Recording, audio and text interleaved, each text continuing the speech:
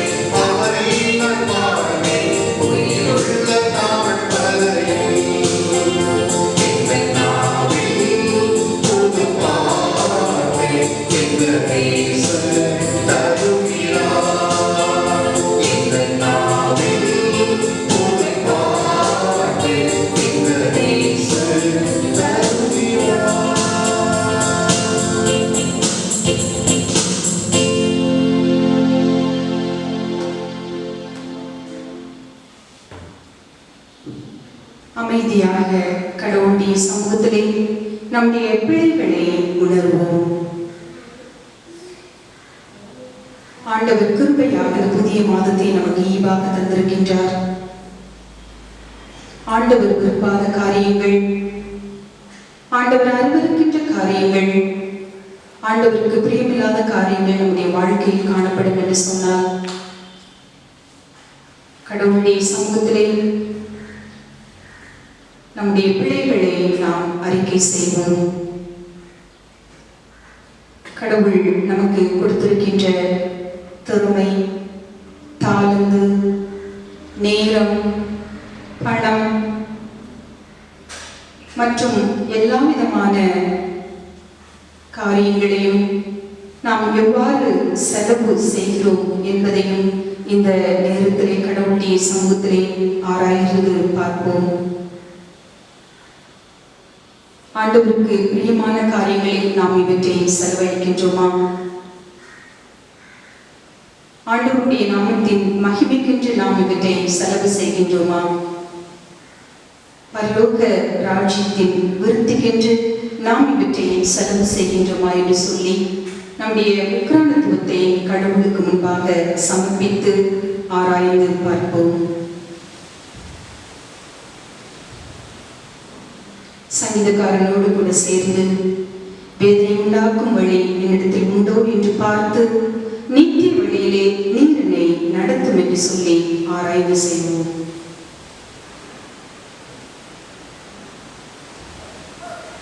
சர்வ வல்லமையை மிகுந்த இரக்கமுள்ள ஆண்டவர் மன்னிப்பையும் பாவ நிவர்த்தி நமக்கு கட்டளையிட்டு அருளி வாழ்க்கையை சீர்படுத்துவதற்கான காலத்தையும் தமது பரிசுத்த ஆவியின் கிருபையும் தேற்றலையும் தந்தல்வாராக. ஆமென்.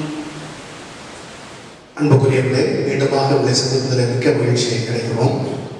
இந்த நாளிலே நாம் சிந்திப்பதற்காக தந்திருக்கூடிய தலைப்பு ஸ்டூவர்ட்ஷிப், உக்ரானத்துவம் என்ற தலைப்பை நாம் தந்திருக்கிறார்கள். திருமறை பகுதி யாத்திராகமம் 18ஆம் அதிகாரம் வசனங்கள் 13 துவங்கி 27 வரைக்கும் அடைந்துள்ள திருமறை பகுதியின் வழியாக தியானத்தை உங்களோடு நான் பகிர்ந்து கொள்கிறேன். ஸ்டூவர்ட்ஷிப், உக்ரானத்துவம். நாம் பள்ளியில் படிக்கும் பொழுது நம்முடைய பள்ளியிலே நம்முடைய வகுப்பில் கிளாஸ் லீடர் என்று ஒருவரை தேர்ந்தெடுப்பார்கள். உங்களுக்கு நினைவிருக்குன்னு நினைக்கிறேன். ஒருவேளை நம்மளே கூட பல கிளாஸ் லீடராக இருந்திருப்போம். ஒருவேளை நாம் திரும்பி பார்த்தோம் என்று சொன்னால் நாம் எப்படி ஒரு கிளாஸ் லீடராக இருந்திருக்கிறோம் என்பது மிகவும் ஆச்சரியமான ஒரு காரியம். நம்முடைய பள்ளியினுடைய கிளாஸ் டீச்சர் அல்லது சார் அவர்கள் நம்முடைய பெயரை சொல்லி இந்த மாதத்துக்கு நீ கிளாஸ் லீடராக என்று சொல்லியிருப்பார்கள். நமக்கு ஏதோ ஒரு மிகப்பெரிய ஒரு பொறுப்பு கொடுத்ததை போல நமக்கு ஒரு பெரிய மகிழ்ச்சி உண்டாகும். அந்த பொறுப்பை நாம் எப்படி கையாண்டிருக்கிறோம் என்று சொன்னால் ரொம்ப அழகாக வகுப்பை சுத்தமாக வைத்துக் கொள்வோம், மாணவர்களை அமைதியாக வைத்துக் கொள்வோம். அதே போல பிளாக் போர்டை சுத்தமாக துடைத்து வைத்து விடுவது, ஆசிரியர் உட்கார்ந்து அமர்கின்ற அந்த மேஜையும் நாட்காலையும் சுத்தமாக துடைத்து வைப்பதெல்லாம் அதில் இருக்கக்கூடிய பொறுப்புகள். ஏதாவது ஆசிரியர்கள் தண்ணீர் வேண்டும் என்று சொன்னால் போய் உடனே வாங்கி கொண்டு வருவது இதுதான் அந்த கிளாஸ் லீடருடைய ஒரு பொறுப்பு. எனக்கு ஒரு முறை வாய்ப்பு கிடைத்தது, நானும் இருந்திருக்கிறேன். எனக்கு பின்பதாக இன்னொரு நண்பர் எனக்கு பின்பதாக அவர் ஒரு கிளாஸ் லீடராக இருந்தார். அதுவரைக்கும் இருந்த அந்த பொறுப்பை காட்டிலும் அவர் சற்று கூடுதலாக சில விஷயங்களை கையாண்டது எங்களுக்கு இன்னும் வியப்பை தருகிறது. என்று சொன்னால் அந்த சேவை செய்யக்கூடிய பொறுப்பை ஒரு அதிகாரம் மிகுந்த ஒரு பொறுப்பாக அதை மாற்றிக்கொண்டார். மாணவர்களை பார்த்து சொல்வார், சத்தம் போட்டீங்கன்னா நான் டீச்சர் சொல்லிடுவேன், ஹெச்எம் சொல்லிடுவேன் என்று சொல்லி மிரட்டி மிரட்டி நமக்கு மிகுந்த ஒரு பயத்தை மன உடைச்சலை கொண்டு வந்தது. இன்றைக்கும் அவரை பார்க்கும் பொழுது நாங்கள் சிரித்து பேசிக்கொள்கிறோம். எப்படி இருந்தோம் என்று நாங்கள் பேசும் பொழுது மிகுந்த ஆச்சரியமாக இருக்கிறது. அன்புக்குரியவர்களே, உக்ரானத்துவம் என்பதும் அப்படித்தான் ஒரு சேவை. ஆண்டவருக்காக செய்கின்ற உன்னதமான பணிகளே நாம் எப்படி ஒரு பொறுப்புள்ளவர்களாக இருந்திருக்கிறோம், இருக்க முயற்சிக்கிறோம் என்பதை குறித்து நாம் சிந்திக்க முற்படுவோம். இந்த யாத்திராகமம் 18ஆம் அதிகாரத்திலே இஸ்ரேல் மக்களுடைய வாழ்விலே நடந்த ஒரு சம்பவம் நமக்கு சுட்டி காட்டப்பட்டிருக்கிறது. இஸ்ரேல் மக்கள் கடவுளால் தெரிந்து கொள்ளப்பட்ட மக்கள். அடிமைத்தனத்திலே வாழ்ந்த மக்களை ஆண்டவர் அழைத்து வந்து விடுதலைக்கு நேரான வாழ்க்கைக்கு நேராக அவர் வழிநடத்தி வருகின்றார்.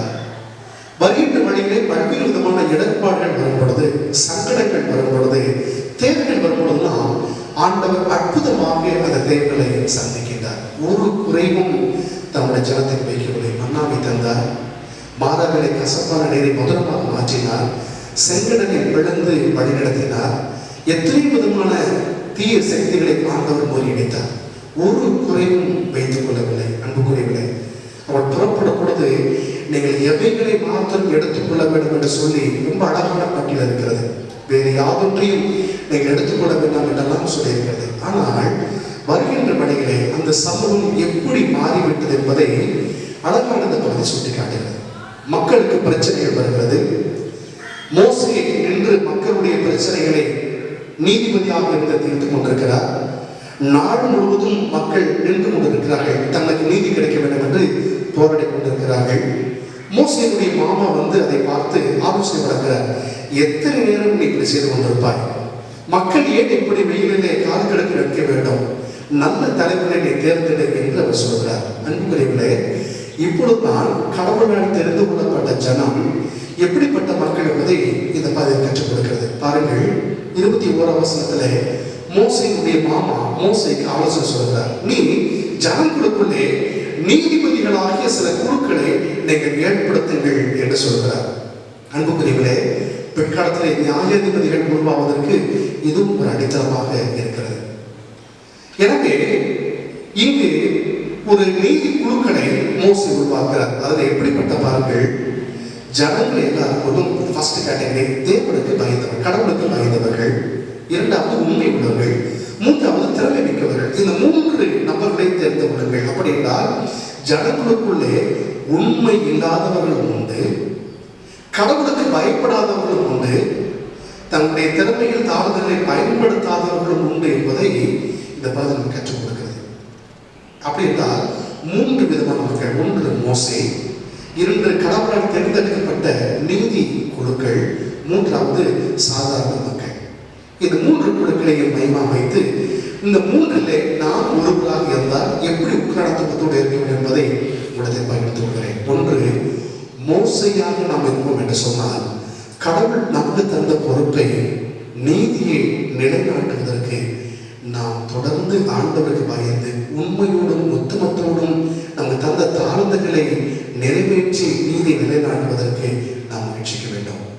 மோசே எத்தனை விதமான நண்பர்கள் இருந்தாலும் தன்னுடைய ஜனங்களுக்கு இப்படிப்பட்ட பிரச்சனை இருக்குது என்பதை கண்டு கொண்டு அந்த பிரச்சனைகளை தீர்ப்பதற்கான வழிகளை கண்டுகொண்டு நாள் முழுவதுமாக தன்னுடைய நேரங்களை, தன்னுடைய செலவுகளை, தன்னுடைய தாளங்களை பயன்படுத்தினதை போல நாம் மோசையை போல நீதியை நிலைநாட்டுகின்ற நல்ல உக்ரானத்துவராக நாம் வாழ்வதற்கு முயற்சிப்போம்.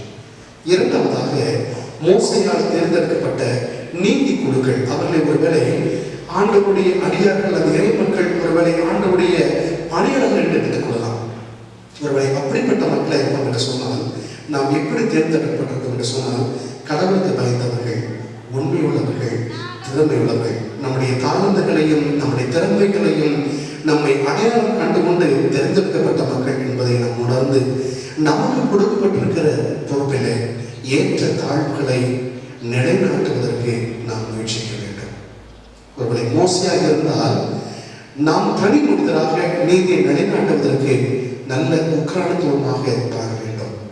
ஒருவரை தேர்ந்தெடுக்கப்பட்ட மக்களாக இருப்போம் என்று சொன்னார், இந்த நீதிக்கான குழுக்களில் ஒருவராக இருப்போம் என்று சொன்னார், நாம் இணைந்து நீதி நிலைநாட்டுவதற்கு ஏற்ற தலைமுறை களைவதற்கு நாம் முயற்சி எடுக்க வேண்டும்.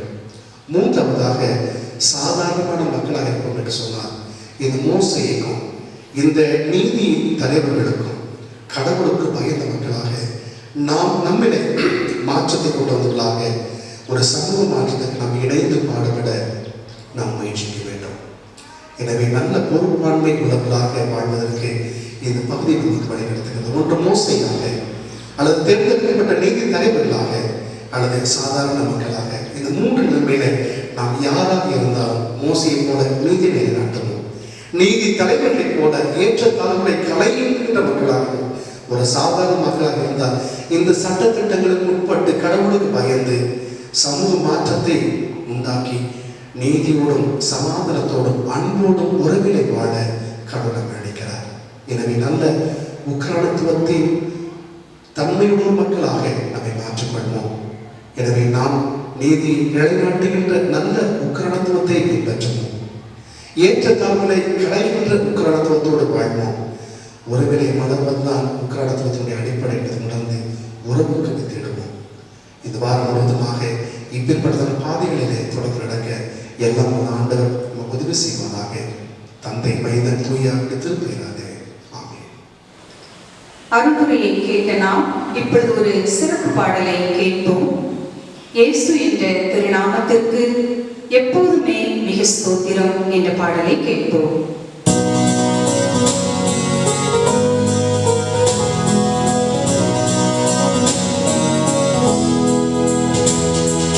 இயேசு என்ற திருநாமத்தே எப்போதுமே மிக ஸ்தோத்திரம். இயேசு என்ற திருநாமத்தே எப்போதுமே மிக ஸ்தோத்திரம்.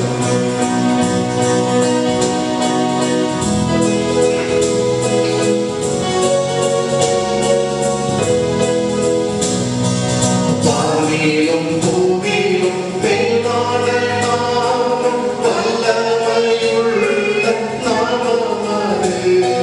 வானிலும் பூமியிலும் மேலான நாமம் வல்லமையுள்ள நாமம் அது. தூய சொல்லி துதித்திடும் நாமம் அது. தூய சொல்லி துதித்திடும் நாமம் அது. இயேசு என்ற திருநாமத்தே எப்போதுமே மிக ஸ்தோத்திரம்.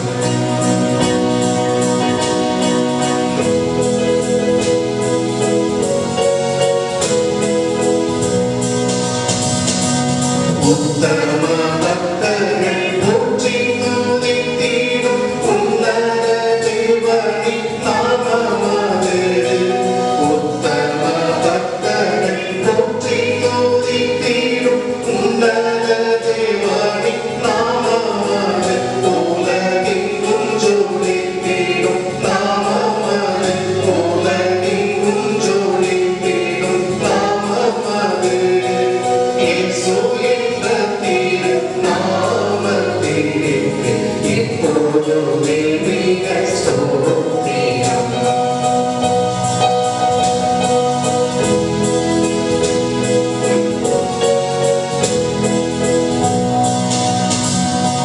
சஞ்சலம் வருத்தம் சோதனை நேரத்தில் தாங்கி நடத்திடும் நாமம் அது. சஞ்சலம் வருத்தம் சோதனை நேரத்தில் தாங்கி நடத்திடும் நாமம் அது.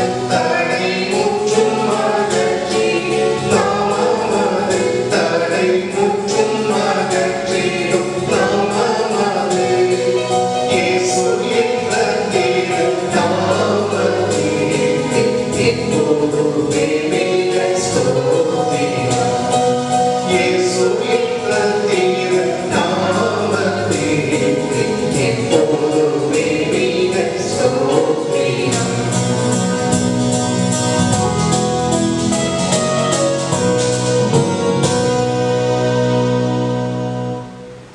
ஜெபம் செய்வோம்.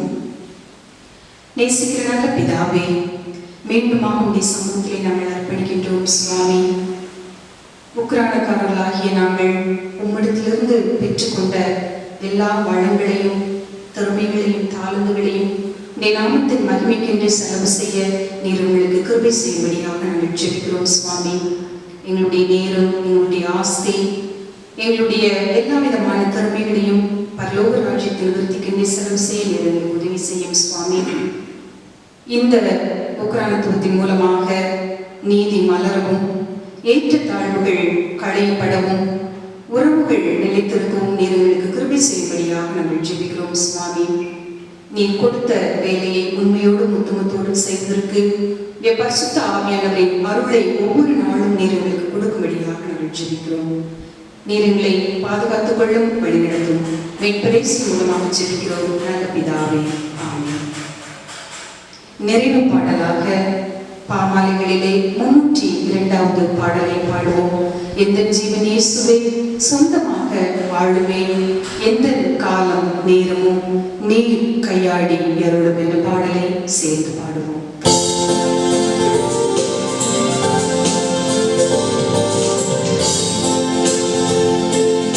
எந்த ஜீவன் இயேசுவே சொந்தமாக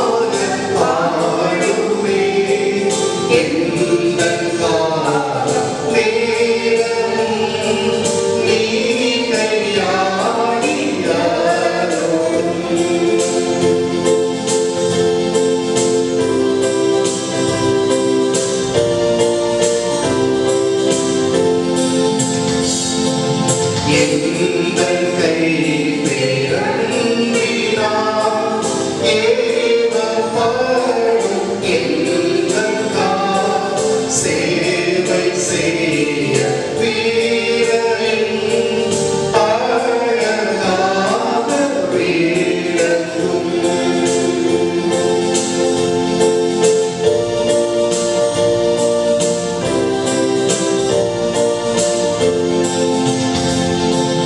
எந்தன் ஆஸ்தி தேவரே மூற்றும் அங்கீகரித்தீர். பூத்திகள் யாவையும் சீத்தம் போற்றயோகி.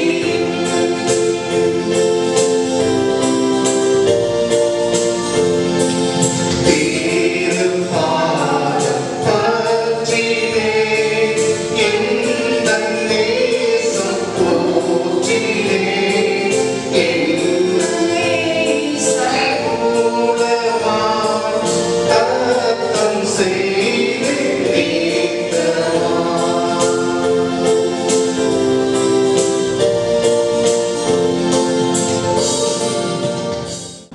இறை ஆசியை பெற்றுக்கொள்வோம். நம்முடைய ஆண்டவராகிய இயேசு கிறிஸ்துவின் கிருபையும் பிதாவாகிய தேவனுடைய அன்பும் பரிசுத்தாவின் ஐக்கியமும் சமாதானமும் பாதுகாப்பும் நம் அனைவரோடும் இன்றும் எனும் சதா நாட்களிலும் நீடித்து நிலைத்திருப்பதாக. ஆமென். என் ஆத்துமாவே கர்த்தரை ஸ்தோத்திரி, என் முழு உள்ளமிடு பரிசுநாமத்தை ஸ்தோத்திரி. என் ஆத்துமாவே கர்த்தரை ஸ்தோத்திரி, கர்த்தர் செய்த சகல உபகாரங்களையும் மறவாதே. ஆமென்.